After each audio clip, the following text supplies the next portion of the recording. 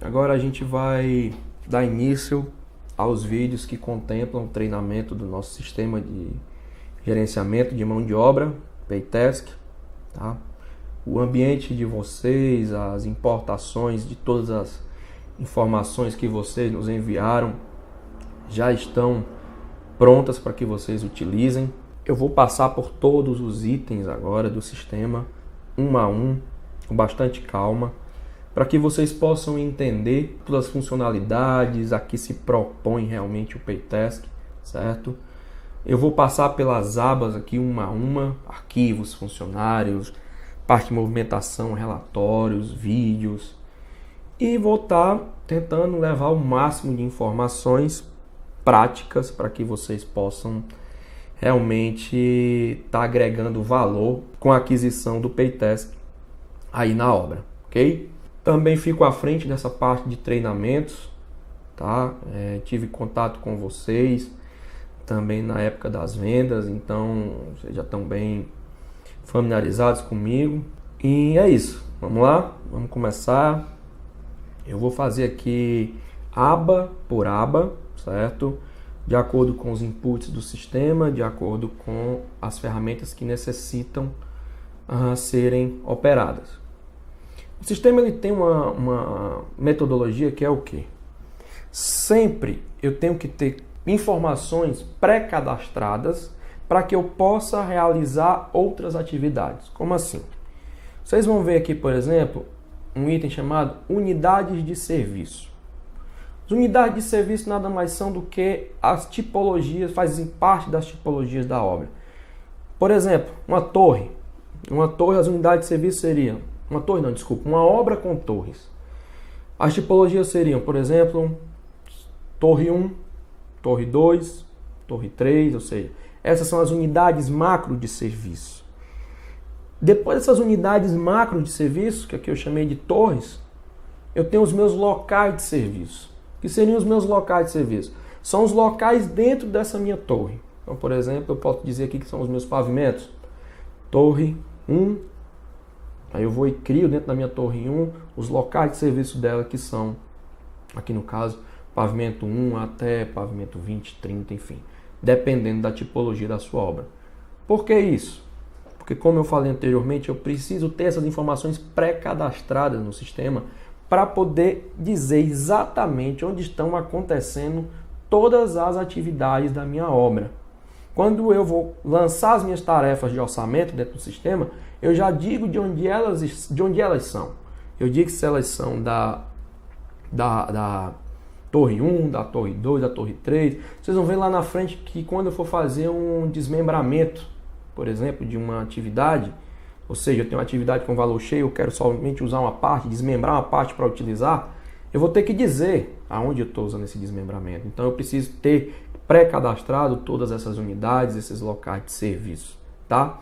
Eu tenho também aqui, por exemplo, as minhas etapas de custo, tá? Essas minhas etapas de custo, por exemplo, são as etapas de serviço. Por exemplo, etapa de custo alvenaria, etapa de custo marcação de alvenaria, etapa de custo estrutura, ok? Etapa de custo revestimentos internos. Eu crio essas etapas e linko elas às minhas atividades. Eu digo da minha lista de atividades do orçamento qual é a etapa que cada uma está participando. Isso vai me gerar relatórios em que eu vou poder acompanhar o consumo dessas minhas etapas. Eu vou saber onde eu estou já consumindo, quanto eu já consumi do meu orçamento de estrutura, o quanto eu consumi de revestimento interno, de marcação, de alvenaria, enfim. Isso seriam as minhas etapas de custo. Mas sem mais delongas, vamos aqui entrar item a item dessa primeira aba. Coligadas, filiais e centro de custos, as três primeiras não precisam se preocupar, são abas que nós aqui da implantação utilizamos na hora de criar os ambientes de vocês, tá? Então nessa primeira aba é importante que vocês tenham isso em mente, que vocês aqui só têm necessidade de utilizar unidade de serviço, tipos de locais de serviços, os locais de serviços, as etapas de custos, eventos de folhas, feriados, problemas e essa aqui também de índice e usuários fica a cargo da nossa equipe interna. Então vamos lá. Coligadas, filiais e centro de custos, equipe interna. índice e usuários, equipe interna da Aval, ok? Então vamos lá. Unidade de serviço. Como eu falei, é bem simples. Aqui eu já coloquei algumas unidades. Eu cadastrei aqui 3 unidades, tá?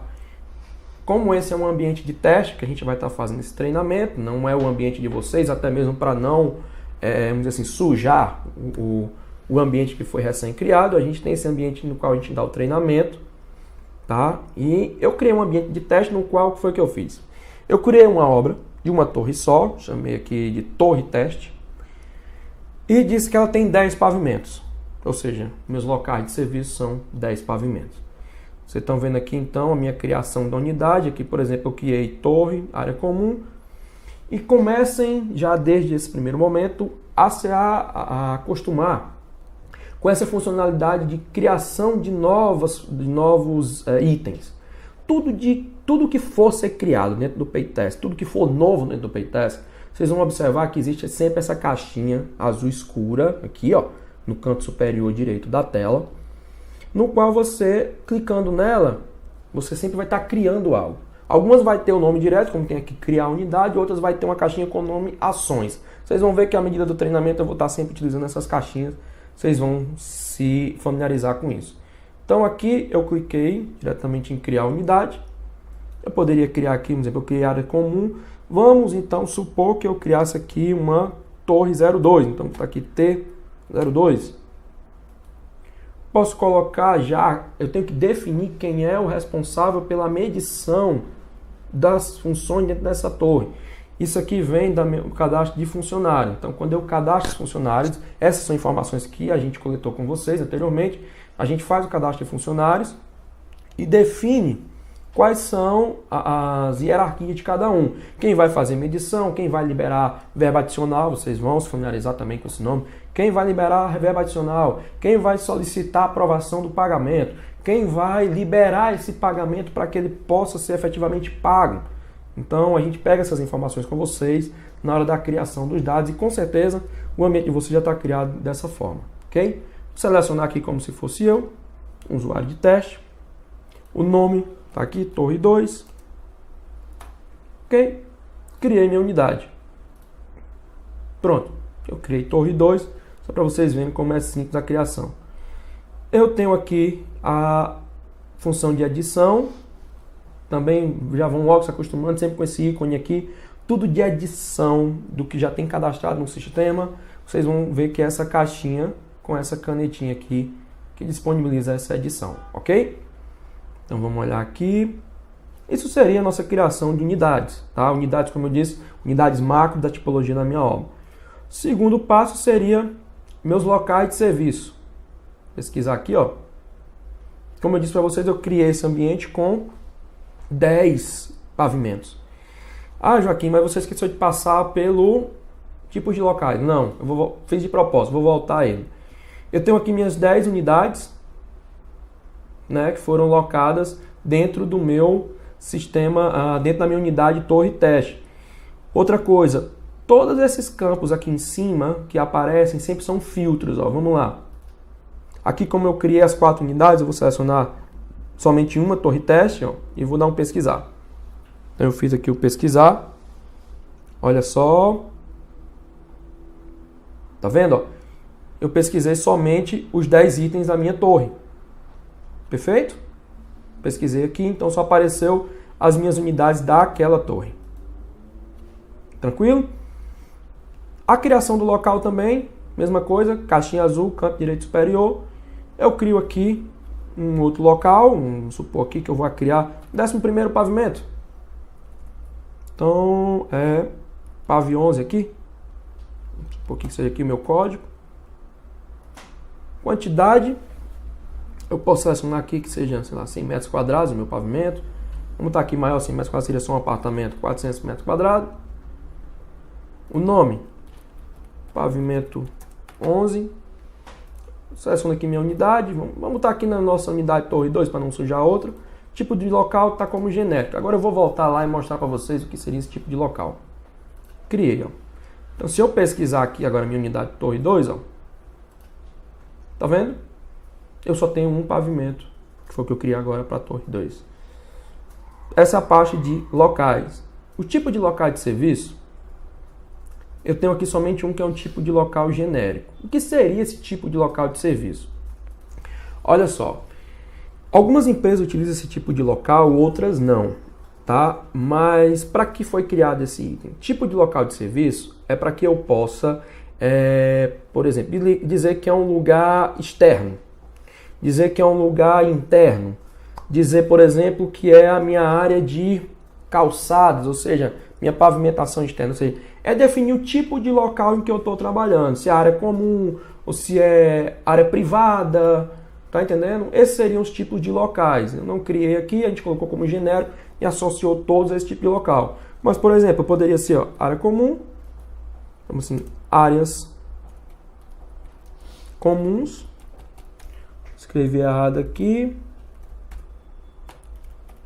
áreas comuns, seria um tipo de local. Por exemplo, eu venho aqui agora, ó, nos meus locais de serviço. Vocês estão vendo que está todo como genérico, né? Ó.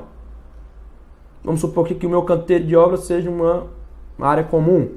Eu posso vir aqui associar ele ao meu tipo de local como área comum. Ou seja, é só para eu saber realmente, assim, ter mais informações daquele local de trabalho. Tranquilo? Então vamos em frente. Etapas de custo. Como eu falei para você, as minhas etapas de custo são as etapas de execução dos meus serviços. Aqui eu tenho a etapa de elevação, etapa de contrapiso, etapa divisória de área seca, estruturas, enfim. Tudo que está relacionado às etapas de execução do meu serviço. Por que eu tenho que ter isso? Para que eu consiga, como eu falei anteriormente, rastrear exatamente onde está sendo feito o consumo do meu orçamento. Vários relatórios utilizam essa informação para poder dizer onde é que está o rateio daquele orçamento, qual foi a etapa de custo que mais consumiu nesse meu período. Foi a etapa de estrutura? Foi a etapa de alvenaria? Foi a etapa de marcação, de investimento interno, gesso? Enfim. E criar a etapa também é bem simples. Ó. Você vê que são aqui apenas 3 itens. Código. Está aqui como fosse aqui a alvenaria. Está aqui alvenarias. E crio aqui sem nenhum problema. Essa parte inicial que vocês viram já pré-cadastradas, quando a gente faz a inserção do orçamento, a gente já coloca essas informações. Então, por isso que quando eu faço a importação do orçamento para dentro do sistema, né, quando a gente está fazendo a implantação aqui interna, a gente já alinha quais são as etapas de custo que cada atividade participa. Então, quando eu importo, o sistema já traz essas informações para o campo de etapas de custo. Tranquilo? Vocês vão ver lá na frente nos relatórios que vocês vão entender para que servem esses relatórios. E até mesmo quando eu estiver movimentando com as minhas tarefas, existem filtros em que eu posso filtrar pela etapa. Por exemplo, eu posso entrar aqui no meu filtro de movimentação, tarefas, adiantando um pouco, ó, e colocar aqui pesquisa avançada. E eu posso pesquisar funcionário terceirizado, assim como eu posso pesquisar por exemplo, aqui alvenarias, ó. Esse aqui que eu sei que tem cadastrado e pesquisar, ó. Então, o que foi que ele fez? Ele pesquisou todas as atividades que eu tenho orçadas que fazem parte do grupo de alvenaria de elevação. Agora vamos para um item bastante importante. Eventos de folha. Joaquim, o que é evento de folha? Onde foi que tu tirou esse negócio de evento de folha que eu nunca ouvi falar? Dentro do sistema Paytask, eventos nada mais são do que as coisas que acontecem no dia a dia da obra com o funcionário. Viu? Isso é importante. Eventos que acontecem com o funcionário. Faltas,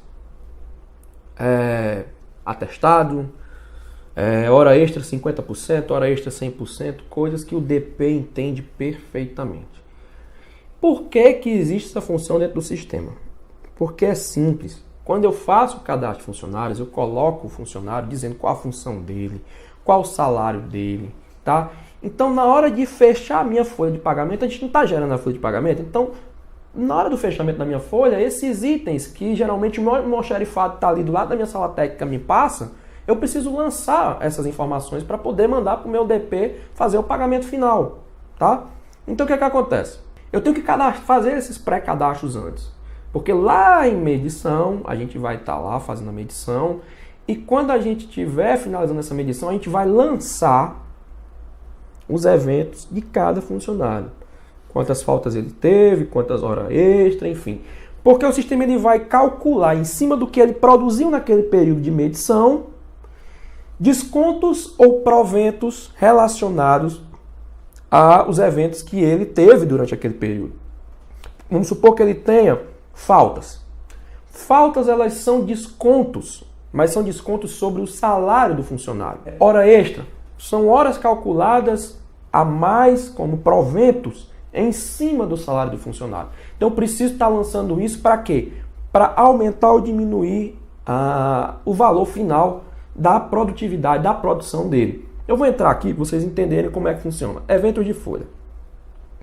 Vamos pesquisar aqui direto os eventos que eu já pré-cadastrei. Coloquei 4, são facilmente utilizados no dia a dia das obras.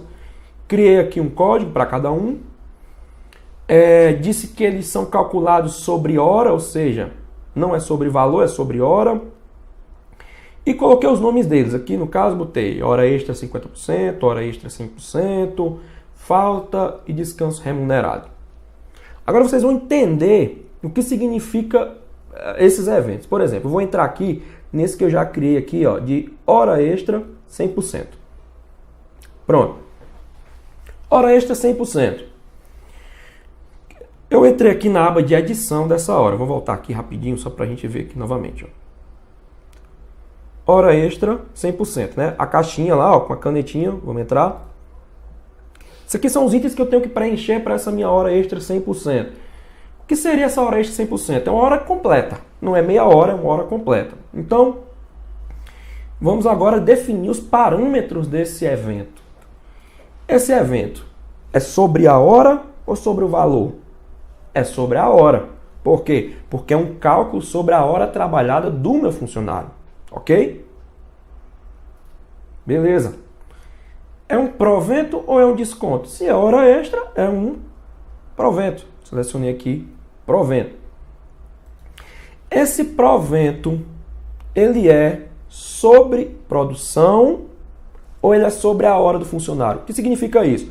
A produção dele é o extra que ele tem depois que ele conclui o salário dele. Então, se ele tem um salário de R$1.000, ele fez 1.500, a produção dele foi de R$500, que foi acima do salário dele, tá? Então, se eu colocar sobre produção, ele vai calcular essa hora extra sobre o valor de produção dele, que não é o correto. A hora extra é calculada sobre o salário. Então, aqui no caso, eu selecionei sobre hora. Sobre hora quer dizer o quê? Sobre as horas trabalhadas dele, tá? Ou seja, sobre o salário. Esse limite eu sempre deixo zerado, tá? Eu não coloco limite, apesar de existir normas, o DP sabe melhor do que eu, que existem normas que definem a quantidade máxima de hora extra. Então, você pode preencher essa quantidade aqui de hora extras. Eu, particularmente, não coloco, não influencia muito, eu deixo aqui como zero. O código ERP é simplesmente o código do meu evento. Eu criei o código 1, código 2, 3, isso aqui fica à vontade, você pode colocar como nomenclatura também, enfim, coloquei aqui como 2. Esse ERP associado, também não precisa se preocupar, não é um campo obrigatório, aconselho a vocês que não utilizem. E o multiplicador. O que seria um multiplicador? Se é uma hora extra, 100%, você concorda comigo? O pessoal do DP aí vai poder explicar até melhor do que eu, que é uma hora dobrada. Hora 100%, que seria aquela hora trabalhada, por exemplo, a hora do sábado. Não é assim? Dentro da obra, se o funcionário trabalhar no sábado, ele não ganha dobrado a hora dele, é uma hora extra 100%. Então aqui o meu multiplicador sobre a hora é 100%. Então para vocês entenderem aqui o cálculo que o sistema está fazendo. O que é que ele está fazendo aqui? Está pegando o salário do funcionário, ele sabe a quantidade de horas que o funcionário trabalha durante um mês, ok? E ele vai pegar o valor de uma hora dessa dele e vai multiplicar vezes 2. Ou seja, quando ele multiplicou esse valor de hora vezes 1, ele simplesmente repetiu a hora. Quando é 100% do valor da hora, ele tem que multiplicar aquele valor 2 vezes. Então o sistema entende que ele vai fazer um cálculo de 2 vezes sobre a hora. Esse item de eventos, eu confesso para vocês que ele é um pouco... ele depende muito da interpretação de quem está criando esses eventos. O pessoal do DP entende muito bem esse cálculo. Tá? Então, eu criei esses aqui, até mesmo com a ajuda de algumas empresas que me mostraram como é feito os cálculos, enfim. mas entendi que os cálculos são feitos dessa forma, tá? Então, se é uma hora extra 100%, o sistema interpreta que tem que ser multiplicado 2 vezes sobre a hora normal do funcionário. Seria um multiplicador sobre hora, tá? E eu vim aqui e marquei que é uma hora extra. Vim aqui simplesmente editar essa hora. Isso seria a mesma coisa de fazer a criação desse evento, ó. São todos os itens aqui em branco, tá? Deixa eu mostrar aqui um outro para vocês. Vamos ver aqui, por exemplo, um de falta, que é um desconto. Esse de falta, ele é bem bacana de ser entendido. Eu confesso para vocês que até eu mesmo, às vezes, fico um pouco, vamos dizer assim, confuso em explicar como é criado esses multiplicadores. Mas, estudando, vendo como é que é feito, eu acabei entendendo isso, porque senão eu não teria como passar para vocês. Então, por exemplo, um evento de falta. Falta já me diz que é um desconto. Como eu disse para vocês, falta é calculada sobre a produção ou sobre o salário base? Sobre o salário base. Então vamos lá. Vou selecionar aqui que é sobre hora, não é sobre valor, tá? É um desconto sobre a minha hora. O sistema já entendeu que ele vai estar trabalhando somente com a parte do salário. Falta descontada da hora base, ou seja, de quanto custa a hora do meu pedreiro. Então, por exemplo, eu tenho agora o desafio de chegar nesse 7.33 aqui. Isso aqui é o grande lance da criação dos eventos. Vocês veem que a primeira parte aqui é bem tranquila. Eu coloco o que é uma hora, que é sobre hora, que é hora, que é desconto, que é sobre a hora. Mais uma vez, eu deixei meu limite aqui zerado. Já criei 2 códigos, então esse aqui seria o terceiro. E agora vamos para o 7.33. Ó, como é que funciona isso aqui? Um funcionário da construção civil, ele trabalha 44 horas por semana. Não é isso? Segunda a sexta, com toda a carga horária, 44 horas por semana. Multiplicando esse valor vezes a quantidade de dias trabalhada do mês, geralmente são 20, então você vai ter 44 vezes 20. Consequentemente, eu tenho a quantidade de horas totais do meu funcionário trabalhado naquele período, tá? Então, vamos lá. Se eu tenho a quantidade total de horas do meu funcionário, são 44 horas por semana, porém divididas em 5 dias. 5 vezes 4, vamos botar aqui a conta macro, 20 dias vezes 44 horas. Quando eu pego esse valor cheio de 44 vezes 20 dias, o que é que eu tenho aí? A quantidade total de horas do mês que o meu funcionário trabalhou. E uma falta se entende que é um dia completo. Como eu estou fazendo esse cálculo dessa falta sobre a hora, então eu tenho que fazer o quê? 7.33 horas. Deu para entender? 7.33 horas do dia sobre o valor do salário dele. Ou seja, são 44 horas na semana. Só que essas 44 horas são divididas apenas por 5 dias. Isso me dá 7.33 horas trabalhadas por dia. Ficou confuso? Mas o pessoal do DP pode explicar melhor. Eu confesso que eu entendi dessa forma. E todo mundo eu vejo usando esse 7.33 quando se refere à parte de faltas. Pode ser que eu esteja enganado no cálculo, mas quando eu fiz o cálculo deu certo. Esse seria um multiplicador sobre uma hora, né, sobre falta. Porque fica assim, ó. Deixa eu entender aqui melhor. 7.33 vezes o valor de uma hora do meu funcionário equivale à falta de um dia. Essa seria a conta final. Ok? Então assim, pessoal, eu posso estar... eu sei que é um pouco complicado falar dessa parte de criação do evento. Pai, Joaquim, primeira aba logo já tem um problemão desse, já vem com uma dificuldade dessa. Calma, isso não é complicado. Se eu estou complicando aqui é porque até mesmo eu, em relação ao pessoal do DP, eles podem explicar melhor. Mas o cálculo é simples. É um multiplicador sobre o valor da minha hora. Isso aqui, na hora que eu lançar lá na frente, vocês vão ver que ele vai tirar lá um desconto exatamente de quanto custa uma hora do funcionário. ok? Então, para falta, a gente usa esse valor. Falta 100, a parte de hora extra, 100%, é multiplicador de 2. Se vocês verem aqui, ó, 50% é 1,5. Tá vendo? Multiplicador 1,5. Ok? Do mesmo jeito que aqui, ó, descanso remunerado, 7,33, que é falta por descanso remunerado. Entendeu? E aqui eu marco a flag de acordo com cada item. Então assim, pessoal, se vocês tiverem dúvida nesse item, na hora de estar criando os eventos, vocês podem nos procurar também, que a gente tira mais, explica melhor essa parte dos eventos, ok? Sem problema. Então vamos dar sequência aqui. Feriados. Nada mais é do que você listar todos os feriados que existem no teu período do ano, vamos supor. Por que servem esses feriados? Joaquim, eu vou criar aqui uma tarefa, eu vou dizer que o meu funcionário tem que executar essa tarefa, começando, vamos supor, no dia 30 de abril, com um intervalo de 3 dias para execução. O que é que o sistema vai dizer? Ele não vai terminar no dia 2. O sistema vai entender que ele tem que terminar no dia 3. Por quê? Porque eu cadastrei 1º de maio como se fosse um feriado. E o sistema só trabalha com dias úteis. Então ele vai pegar 30, vai pular o dia 1º, vai pegar o dia 2 e 3. Entendeu? Então esse aqui é o cadastro dos feriados. Eu até nem cadastrei nenhum aqui. Mas esse aqui seria o cadastro dos feriados que você tem durante o ano. Por último, são esses problemas. Eu criei alguns.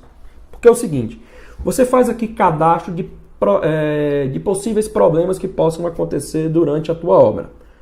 Por exemplo, como eu criei aqui, problema de chuva.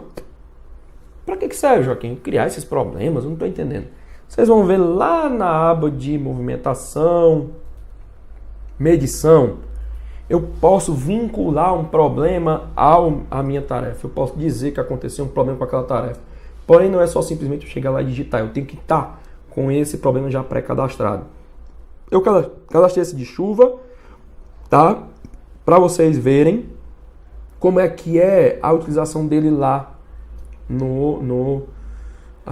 na hora que eu estiver fazendo a medição. Bem simples, é cadastrar aqui um problema, ó. Posso editar, são 2 itens só. Por que isso?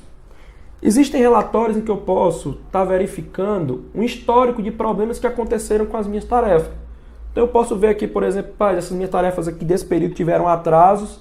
Por que essa quantidade de atraso? Supor que seja uma greve. Então eu tenho um problema cadastrado de greve e eu vou vincular que aquelas tarefas que eu planejei para aquele período não foram executadas de acordo com o meu planejado por conta de greves, entendeu? Ou por conta de chuvas, enfim, qualquer problema, seja ele qual for. Porque o sistema ele tem essa ideia de estar sempre guardando as informações para posteriores consultas, vamos dizer assim. Lá na frente você vai querer, eu quero saber, tem um gráfico que ele vai mostrar, eu vou mostrar para vocês adiante, que é um gráfico que diz quais são os problemas, qual foi nessa minha execução dessa minha obra, até esse estágio de obra que eu estou, qual foi a quantidade maior de problemas que eu tive para não atingir as minhas metas planejadas. Então, é um outro indicador que você vai poder estar acompanhando. Você pode estar um problema, por exemplo, aqui, de grande número de faltas. Então, poxa, lá na frente eu vou verificar e vou ver se, poxa, eu estou tendo aqui um problema aqui de muita falta dos meus funcionários, está atrasando minhas atividades, está deixando o meu planejamento furado. Então, essa aba aqui, né, esse item de problemas, serve para que você tenha essas informações. Como eu disse, todos esses itens que eu passei são pré-cadastros que vão ser utilizados mais à frente. Então, essa aba aqui, arquivos, ela é bem inicial, porém com essa funcionalidade. Os outros itens, como eu já tinha citado, fica a cargo da nossa equipe, ok? Fica por conta da nossa utilização e implantação do sistema. E é isso. A gente encerra essa primeira aba. Vamos dar sequência agora à parte funcionária, de movimentação. Vamos entrar agora com força na utilização do sistema. E qualquer dúvida que tenha ficado, não só dessa aba, mas de qualquer outra aba que eu venha apresentar daqui para frente, nossa equipe vai estar sempre à disposição para esclarecer, para poder ajudar. A gente tem aqui o maior prazer de fazer com que vocês utilizem o sistema da melhor forma possível, ok? Então, pessoal, fechamos a primeira aba. Vamos dar sequência agora à utilização do sistema como um todo, ok? na sequência, os próximos vídeos, funcionários, movimentação, relatórios, enfim. Vamos lá que está só começando.